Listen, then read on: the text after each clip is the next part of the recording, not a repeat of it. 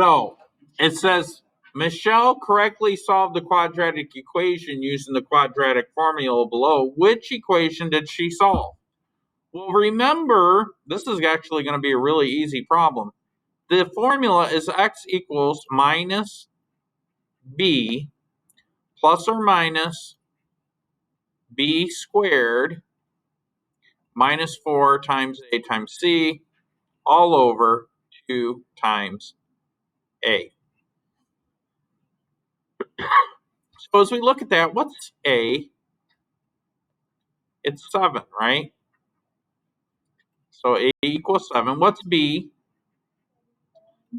Negative 5, right? Negative 5 is this one. This is the b term. What's c?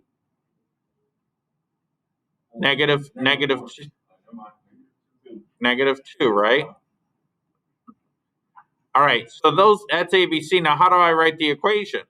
Well, I'm going to write it ax squared plus b times x plus c equals 0.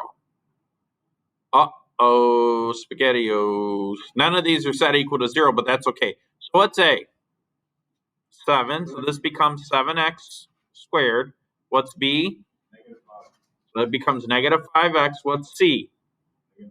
Negative 2 equals 0. So now we got to think which one of these becomes negative 2 when I set it equal to 0. So if I add 8 to both sides, this becomes 14. That won't work. On this one, I have to add 1 to both sides. This becomes negative 1. On this one, though, I've got to subtract 5 and subtract 5. What's that one equal? Negative 2. So it's C. Does that make sense? Let me write it out in case you're wondering what I'm talking about. For C, if I have 7x squared minus 5x plus equals 5, I'm going to have to subtract 5 from both sides to set it equal to 0.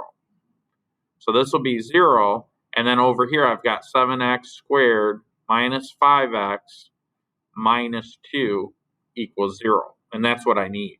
So C is the correct answer.